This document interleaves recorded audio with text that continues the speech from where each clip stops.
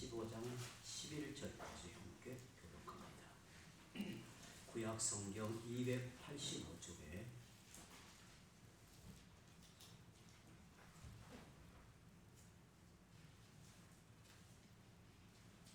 하나님의 말씀 신명기 14장 22절에서 15장 11절까지 함께 교독합니다. 너는 마땅히 매년 토지 소산의 11조를 드릴 것이며 내 하나님 여호와 곧 여호와께서 그의 이름을 드시려고 택하신 곳에서 내 곡식과 포도주와 기름의 11조를 먹으며 또 내 새와 양의 처음 난 것을 먹고 내 하나님 여호와 경외하기를 상품을 것이며 그러나 내 하나님 여호와께서 자기의 이름을 두시려고 택하신 곳이 내게서 너무 멀고 행로가 어려워서 내 하나님 여호와께서 그 풍부히 주신 것을 가지고 갈 수 없거든 그것을 돈으로 하고 그 돈을 쌓아 가지고 내 하나님 여호와께서 택하신 곳으로 가서 내 마음에 원하는 모든 것을 그 돈으로 사되 소나 양이나 포도주나 독주 등 내 마음에 원하는 모든 것을 구하고 거기 내 하나님 여호와 앞에서 너와 내 권속이 함께 먹고 즐거워할 것이며 내 손으로 태어난 너희는 너희 중에 분깃이나 기억이 없는 자니 또한 저버리지 말지니라. 매 3년 끝에 그 해 소산의 10분의 1을 다 내어 내 성읍에 저축하여 너희 중에 분깃이나 기억이 없는 레위인과 내 성중에 거룩한 객과 및 고아와 과부들이 와서 먹고 배부르게 하라. 그리하면 내 하나님 여호와께서 내 손으로 하는 범사에 너에게 복을 주시리니 매 7년 끝에는 면제하라. 면제의 그에는 이러하냐. 그의 이웃에게 모든 질투는 그것을 면제하고 그의 이웃에게나 그의 형제에게 독촉하지 말지니 이는 여호와를 위하여 면제를 선포하였습니다. 이방인에게는 너가 독촉하려니와 내 형제에게 구워준 것은 내 손에서 면제하라. 내가 내 영광의 말씀을 두고 내가 오늘 네게 내리는 그 명령을 다 지켜가냐. 내 하나님 여호와께서 내게 기업으로 주신 땅에서 너가 반드시 복을 받으리니 너희 중에 가난한 자가 없으리라. 내 하나님 여호와께서 내게 허락하신 대로 내게 복을 주시리니 너가 여러 나라에 구워줄지라도 너는 꾸지 아니하겠고 너가 여러 나라를 통치할지라도 너는 통치를 당하지 아니하리라. 내 하나님 여호와께서 내게 주신 땅 어느 성읍에서든지 가난한 형제가 너와 함께 있거든 그 가난한 형제에게 내 마음을 안악하게 하시니라. 내 손을 움켜쥐지 말고 반드시 내 손을 그에게 펴서 그에게 필요한 대로 쓸 것을 넉넉히 구워주라. 정말 내 마음에 하나님 생각을 품시나니라. 곧 이르기를 일곱째 때 면제는 가까이 왔다고 내 공기받는 데를 낙하는 거라고 아무것도 주지 아니하냐. 그가 나를 여호와께 소하시니 그것이 내게 죄가 되리라. 너는 반드시 그에게 줄 것이요 줄 때에는 아끼는 마음을 품지 말 것이니라. 이로 말미암아 내 하나님 여호와께서 너가 하는 모든 일과 내 손이 닿는 모든 일에 너에게 복을 주시리라.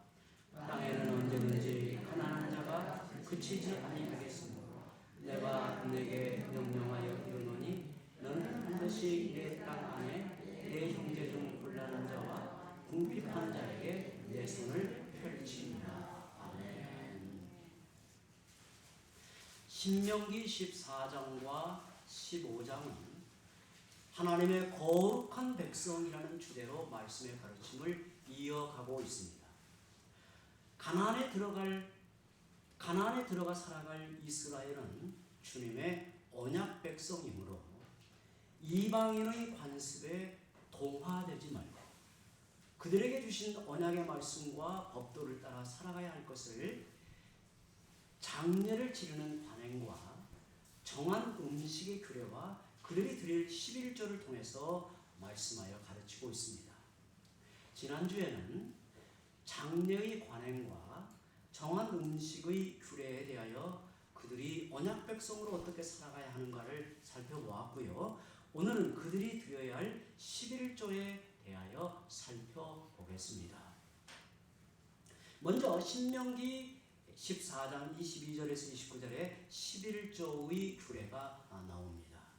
22절에서 27절은 그들이 매년마다 드릴 모든 열매의 11조에 대하여 말하고, 이어서 28절에서 29절은 3년마다 드리게 될 구제를 위한 11조에 대하여 말합니다. 그들이 매년마다 드릴 토지 소산의 11조는 하나님이 정해 놓으신 곳에 가지고 나아가 드리는데, 만약에 그곳이 너무나 멀어 어렵다고 하면 돈으로 환산해 가지고 가서 거기에서 필요한 모든 것을 구하여 드리라고 하십니다. 그리고 매 3년마다 드리는 모든 소산의 11조는, 그러니까 안식년으로 계산하면 7년이죠. 그런데 3년째, 6년째 이렇게 매 3년마다 드리는 모든 소산의 11조는 그들이 살고 있는 성읍에 모아두고 그들 중에 거하는 레위인과 성중에 의거하는 객들, 그리고 고아와 과부들이 먹고 살아가는 용도로 쓰라고 명령하고 있습니다. 하나님은 이 일에 대하여 29절에 보면, 그리하면 너희가 이 규례를 따라 순종하면 내 하나님 여호와께서 내 손으로 하는 범사에 너에게 복을 주시리라고 하시므로, 이와 같이 순종하여 살아가면 여호와 하나님이 너의 모든 일에 복을 주시겠다고 약속을 합니다. 그런데 여러분, 11조의 규례를 자세하게 보면 특별히 복을 주시겠다는 약속을 덧붙여 말씀하고 있는데, 그 이유가 뭘까요? 이스라엘 백성들에게 11조의 개념은 어찌 보면 하나님께 드리는 세금과 같은 개념이에요. 왜냐하면 하나님께서 그들에게 먹고 살아갈 기업의 터전을 하나님이 그들에게 주시지요. 그들에게 주어진 기업의 터전에서 먹고 살며 일부를 하나님께 구별하여 드리는 게 11조인데, 하나님께서는 이 11조의 규례에 특별히 복을 주시겠다라고 하는 약속을 덧붙여 말하고 있는 겁니다. 사실 11조의 규례는 복을 받기 위한 전제 조건은 아닙니다. 우리가 보통 생각할 때 11조를 드리면 하나님께서 복을 주신다라는 복을 받은 전제 조건으로 생각하기 쉬운데, 사실 이스라엘 백성들을 염두하여 본다면 사실 복을 받는 전제 조건이 될 수가 없죠. 여러분, 우리가 농사를 짓는다고 해봅시다. 자기 땅이 없어요. 그러면 어떻게 농사를 짓나요? 땅을 빌려서 농사를 짓습니다. 그러면 그 땅을 빌려 농사를 짓고 나서 1년에 얼마의 그 사용료를 지불하잖아요. 마치 이스라엘 백성은 이와 같은 개념이라는 말이죠. 그럼에도 불구하고 특별히 복을 주시겠다고 하시는 약속을 덧붙여 말하고 있는 이유가 무엇인가를 생각해 보려고 합니다. 주의 백성이 하나님을 경외하는 법을 배우는 가장 복된 훈련이기 때문에, 믿음의 훈련이기 때문에 복을 주실 것이라고 덧붙여 말하고 있습니다. 23절 말미에 내 하나님 여호와를 경외하기를 항상 배울 것이니라 그랬어요. 그러니까 그들에게 명령한 이 11조의 규례를 따라 순종하여 살아가면서 너의 하나님 여호와를 경외하기를 항상 배울 것이라고 하는 중요한 목적이 거기에 담아져 주어진단 말이죠. 성도 여러분, 하나님의 구약 시대의 성도들에게 11조의 규례를 통해 가르치고자 하신 구별된 삶의 자세가 무엇일까요? 내 하나님 여호와를 경외하는 법을, 특히 재물을 사용하는 일에서 배우고 나타내라고 하시는 겁니다. 11조는 종교적 의무가 아니라 내 삶의 근원을 어디에 두고 사느냐를 분명히 표하는 신앙 고백과 같은 것이지요. 주의 백성은 자기 삶을 재물의 유무에 두고 사느냐 아니면 재물을 은혜로 베푸시는 하나님께 두고 사느냐를 11조를 통해서 확인하고 고백을 하는 것입니다. 하나님 없이 사는 자들은 삶에서 돈의 힘을 의지하고 돈에 좌우되는 삶을 살아갑니다.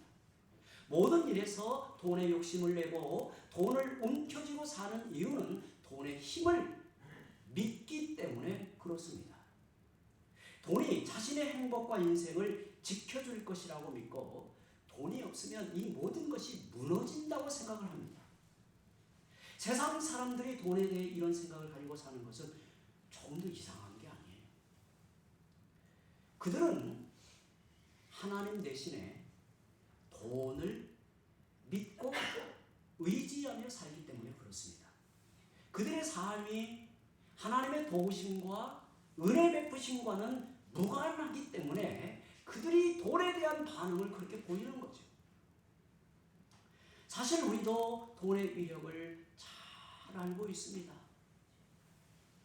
돈의 필요성을 잘 알고 있습니다. 그러나 하나님의 거룩한 백성을 오늘 신명기 14장 15장을 통해서 그들이 가나안 땅에 들어가 하나님의 거룩한 백성 성민으로 살아갈 때 이 11조의 규례를 통해서 가르치고 있듯이 하나님의 거룩한 백성은 돈에 대한 태도가 달라져야 한다는 겁니다.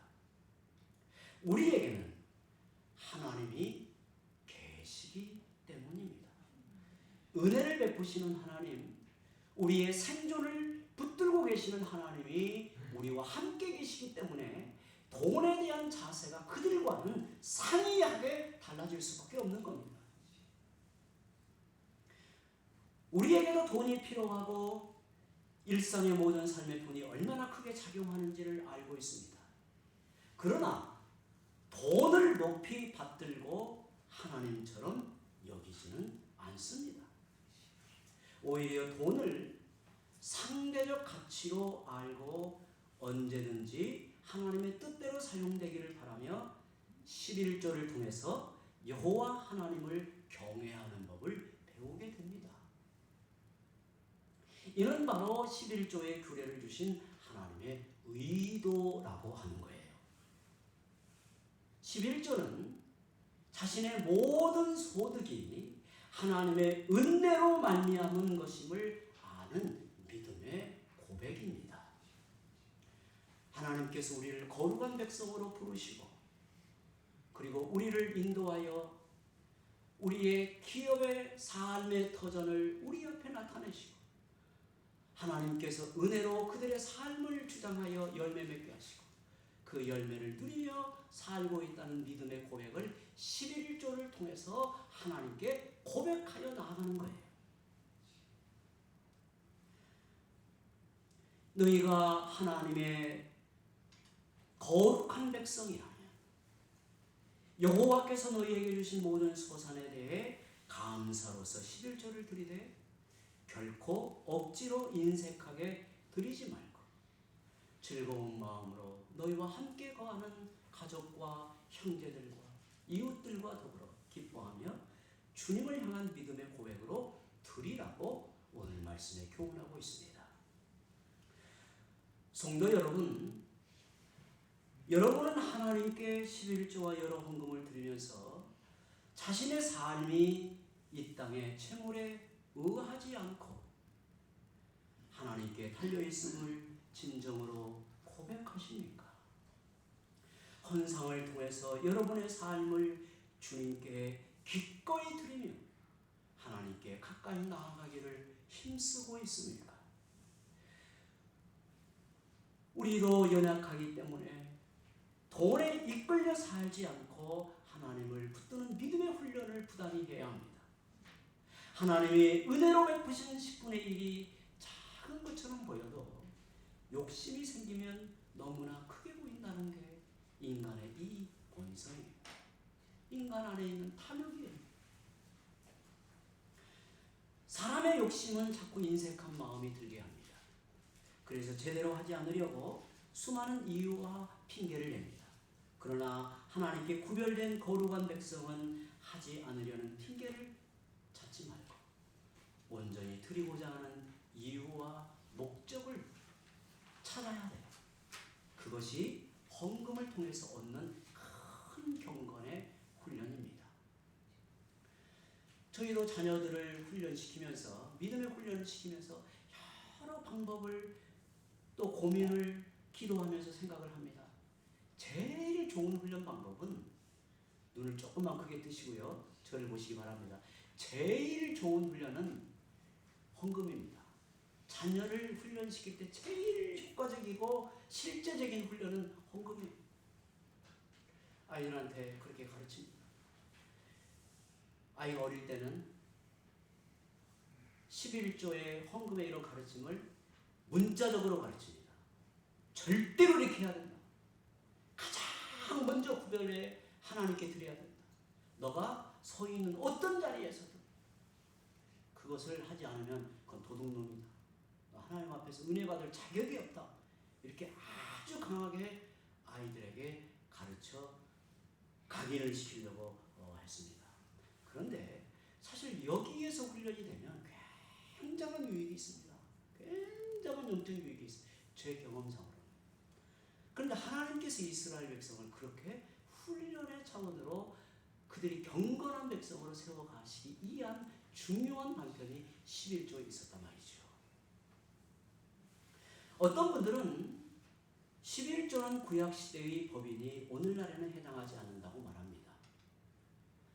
우리는 지난주에 정한 음식의 규례에 대해 살펴보면서 이제는 구약의 의식법이 문자적으로 적용되지 않고 그리스도 안에서 성취되고 완성이 된 것으로 보았습니다. 그러면 신약시대의 성도들은 이와 무관하게 된다는 겁니까?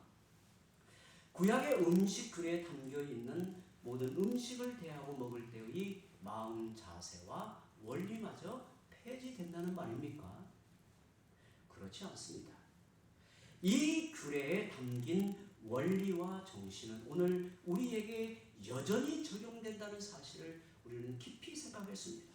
어찌 보면 그리스도 안에서 더 선명해지고 확장된다는 사실이에요. 신약시대 성도들은 더 이상 무엇을 먹고 무엇을 먹지 못하는 정한 음식의 규례에 제한을 받지 않습니다. 이제 우리는 그리스도 안에서 모든 것을 먹을 수 있는 영적 자유함이 있습니다.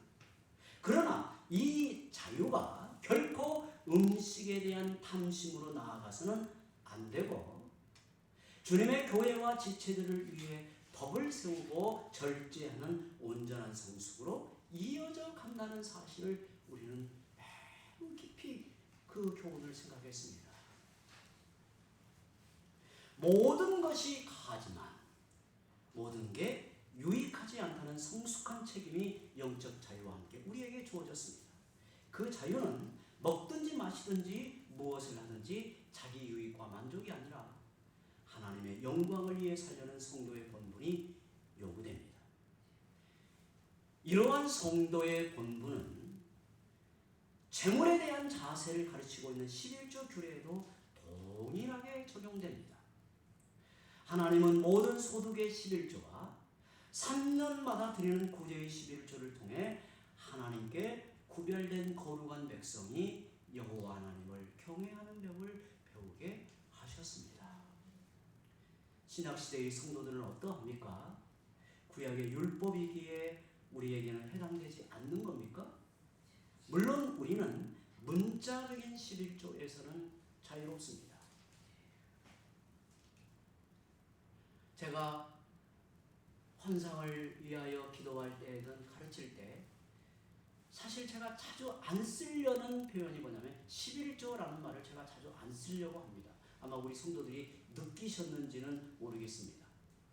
제가 그리하는 의도는 문자적인 11조를 오해할까 봐서 그렇게 표현을 안 합니다. 그러나 거기에 담겨있는 하나님께서 의도하신 영적 유익과 목적은 오늘 성도들에게는 똑같이 적용이 됩니다. 똑같이 적용이 됩니다. 다시 저희 자녀들 이야기를 잠깐 더 이어가면, 아이들이 조금만 크면 이제 부모의 품을 떠나 각자의 자리에서 살아갑니다. 거기에서는 제가 책임지는 게 아니죠. 하나님이 책임지는 겁니다. 하나님이 그들의 인생을 붙들고 계시죠. 그러나 저는 몇 가지 면에서 안심하고 감사합니다. 거기에서 하나님을 의지하는 법을, 하나님을 붙들고 사는 법을 헌금을 통해서 배우고 훈련하고 익혔기 때문에 그 자리에서 하나님을 향하여 나가는 거예요. 당연하게 여기고 하나님이 자기 인생을 책임진다는 사실을 받아들이고 믿음으로 고백하며 하나님을 의지하며 살아갑니다. 그런데 우리의 인생을 보자면 큰 그림으로 우리의 인생의 걸음을 보자면 우리의 인생은 하나님의 도우심이 아니라면, 하나님께서 우리에게 은혜의 베푸심이 아니라면 우리의 인생은 고달플 수밖에 없고 팍팍한 인생 걸으면서 괴로워할 수밖에 없는 현실 앞에 우리가 있는 게 사실이에요. 그러한 면에서 하나님께서 우리에게 은혜를 베푸신다는 사실이 얼마나 복되고 큰 놀라운 사실인가를 깨닫게 되는 것입니다. 오늘 우리도 11조 규례에 담기는 믿음의 고백을 통해서 우리의 생명과 인생의 복됨은 소득과 소유에 달려있지 않고 하나님께 있음을 깨닫는 경외함을 훈련하게 됩니다. 신약시대 성도들은 10분의 1의 수치에 매여 있지 않습니다. 오히려 더 확장하여 모든 것을 하나님께 드리는 성숙한 신앙과 자세로 11조와 헌금을 대하고 삽니다. 우리는 믿음의 고백으로 헌상할 때마다 내 인생은 돈에 달려있지 않다고 고백하며 하나님의 붙드심과 공급하심을 더욱 의지하는 믿음으로 나아가는 성도들이 되시기를 바랍니다. 우리는 헌상에 참여할 때마다 매일 일용할 양식을 구하는 간절함으로 하나님을 찾고 구하며 살아갑니다. 신자들에게도 하나님보다 돈을 의지하는 어리석고 우둔한 마음이 있기 때문에 죄성으로 영혼이 어두워지면 하나님께 드리는 것마저 아깝다고 생각을 하는 게 문제예요. 하나님께 드리는 것마저 아깝다고 생각을 하는 게 문제예요. 여러분 생각해보면 하나님께서 우리의 속을 훤히 들여다보시면서 그 마음을 가질 때 하나님께서 우리에 대하여 어떤 마음을 가질까요? 저는 목사로서 하나님 앞에 나아갈 때마다 하나님께 드릴 수 있다는 사실이 너무 감사하고, 내가 이렇게 살아간다라고 하는 내 인생의 이 부분을 이렇게 살아간다는 사실이 내게는 은혜이다. 감사하다. 이런 마음이 절로 듭니다. 언제 가장 절로 드는가? 저는 솔직히 헌금할 때 그 생각이 가장 절로 들어요. 가장 절로 들어요. 하나님이 나를 너무나 사랑하신다. 은혜를 베푸신다. 나는 사실이 저는 헌금할 때 들어요. 솔직히 제 마음. 왜냐하면 이렇게 부족한 사람을, 부족한 인생을 하나님 앞에 드릴 수 있다는 것, 믿음을 주 앞에 실제로 고백하여 은혜를 구하며 나아갈 수 있다는 사실 앞에 저는 헌상의 기도를 드릴 때마다 이게 끌어오르는 이 마음의 감동과 감격이 눈물을 짓게 만들어요.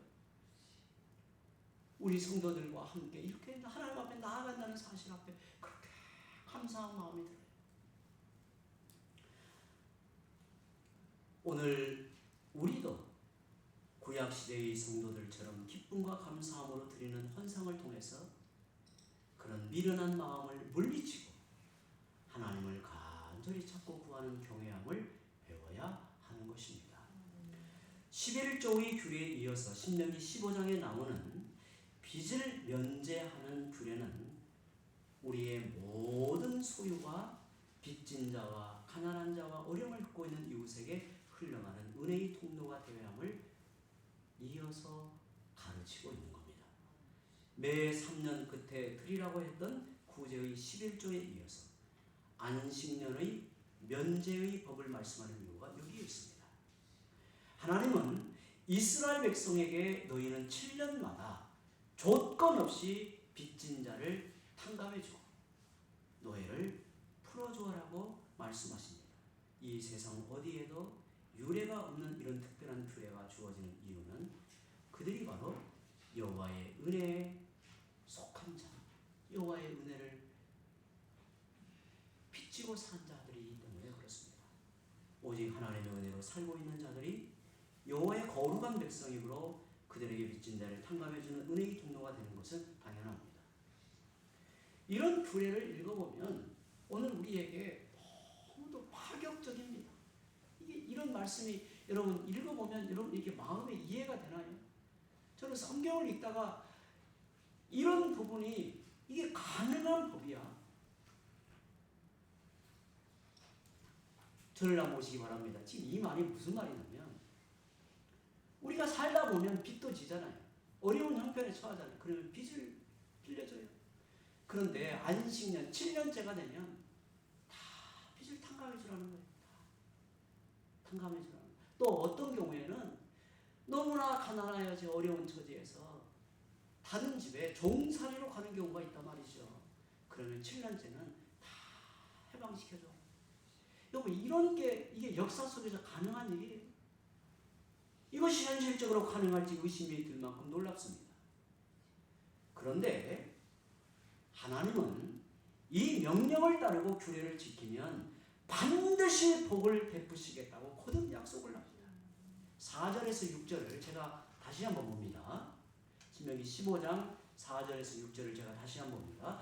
너가 만일 내 하나님 여호와의 말씀만 듣고 내가 오늘 너에게 내리는 그 명령을 다 지켜 행하면 내 하나님 여호와께서 너에게 기업으로 주신 땅에서 너가 반드시 복을 받으리니 너희 중에 가난한 자가 없으리라. 내 하나님 여호와께서 내게 허락하신 대로 너에게 복을 주시리니 너가 여러 나라에 꾸어줄지라도 너는 꾸지 아니하겠고 너가 여러 나라를 통치할지라도 너는 통치를 당하지 아니하리라. 이렇게 말씀합니다. 만약 돌에 이끌려 살고 있다면 자기 속에 탐욕을 죽이지 않는다면 어떻게 이런 일이 가능하겠습니까? 그러나 하나님의 은혜를 깊이 깨닫고 누리며 사는 자는 가능합니다. 저는 목회하면서 종종 이러한 성도들을 만나요.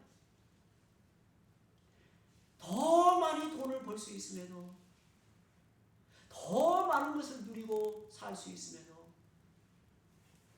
손해보고 포기하고 이웃을 살펴서 어려운 처지에 있는 사람들을 구하고 베풀고 이렇게 살아가는 사람들이 우리 주위에 있습니다. 어찌 보면 이러한 정신을 우리의 삶 속에 적용하여 실제로 살아가는 사람들. 그러나 하나님은 이 말씀하신 대로 결국에 우리의 인생이 복되고 우리의 인생이 남게 하시고 그것이 우리의 대대에 이르러 우리의 자녀들에 이르러서도 복을 받게 하신다는 사실은 성경의 분명한 약속이에요. 분명한 약속. 이게 놀라운 하나님의 은혜의 약속입니다. 우리는 애굽에서 종되었던 이스라엘처럼 죄와 사망 아래 있던 자들이었습니다. 이런 자들을 하나님의 은혜로 구원하여 여호와의 거룩한 백성으로 삼으시고 너희는 그 은혜를 받아 누리고 살고 있기에 너희도 받은 은혜를 흘려보내는 삶을 살라고 말씀하고 있는 것입니다.